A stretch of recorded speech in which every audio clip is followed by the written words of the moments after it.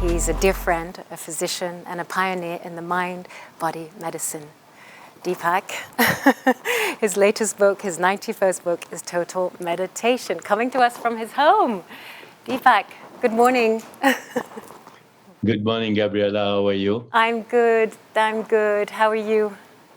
Very well. I believe the summit is going really well. I believe it is, and I think it's time that we start reframing this conversation for humanity and what this new mental health culture will look like. And so we're starting that with you, Deepak. So thank you.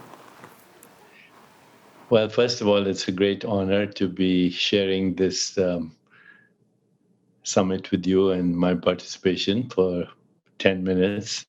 I just want to lay a vision for all of us. And the vision is one of emergence. The old story of humanity has created a planet which is depressed in severe mental anguish and also is confronting a situation that is totally created by humans, including planet distress in the form of climate change, eco-destruction, mechanized ways of killing each other, poison in our food chain. But the number one crisis today is mental distress. And I'm using this word, mental distress. I think we should get over this phrase, mental illness, or all these diagnoses, because mental distress goes all the way from low-grade anxiety, low-grade depression, existential anxiety, all the way to suicidal ideation and everything in between. And mental distress is right now the biggest cause of physical illness as well. So every experience we have in our awareness, every thought, every feeling, every emotion, everything we imagine, everything we say, everything that we experience through our five senses, everything we put into our body affects both the mind and body. There's no event in the mind that does not have a corresponding effect in the body. And there's no event in the body that doesn't correlate with an event in the mind. And both mind and body are entangled activities of a deeper part of ourselves, which is intellect and then ego and then spirit, or consciousness or awareness. So as we look at the landscape right now of the human condition across our planet, what we are seeing is essentially different stages of grief. Some people are depressed to the point of suicidal ideation, and this has now become the second most common cause of death amongst teenagers, but also among adults. In Japan last year, for example, there were more deaths from suicide than from the pandemic.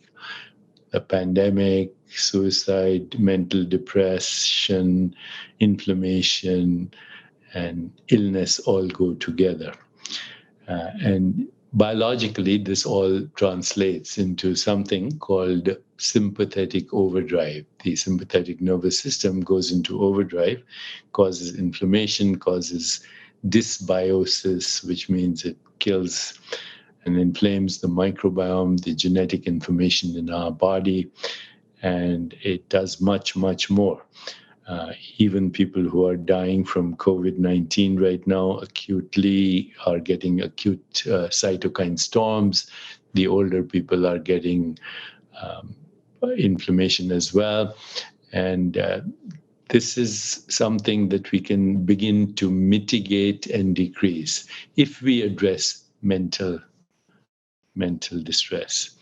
So, as I said, all kinds of stages of grief right now, from anger to hostility to resentment to victimization, none of that is going to work because that's also going to recycle the mental distress. So we go back to our ancient wisdom traditions, which say, if you want to know what your body will look like in the future, look at your experiences right now. If you want to know what your experiences were in the past, look at your body now. The body is the printout of experience, what in Eastern wisdom traditions we call karma, choices we make consciously or unconsciously. And today there's a lot of research how we can counteract sympathetic overdrive through actually activating our parasympathetic nervous system, predominantly the vagus nerve. And a lot of research has come about recently on what is called the Polyvagal Theory, where practices like deep rest, sleep, proper breathing exercises, including pranayama, posture, including looking at the yogasanas as seats of awareness, vocalization, singing, chanting, mantra, uh, emotional resilience, biological rhythms, and ultimately self-awareness as presence of self can all activate this part of our body and our nervous system, which we call the reset, rejuvenate, renew system. So this is time for us to collectively resonate in the healing process. Social scientists are talking about emergence, when a lot of people get together with maximum diversity, shared vision, complementing each other's strengths, but also emotional and spiritual bonding in the spirit of love in action, with the four intentions we've been speaking of all along: attention, affection, appreciation, and acceptance. When you activate these intentions along with what are called divine attitudes of empathy, which is feeling what others feel, compassion, the deep desire to alleviate suffering, loving kindness, equanimity, joy, and love in action, then you have a solution to probably every situation in the world. We are never alone. At the basis of creation, there is a single awareness. Awareness cannot be cut up or divided, just like the air we breathe cannot be cut up or divided. We share the same breath.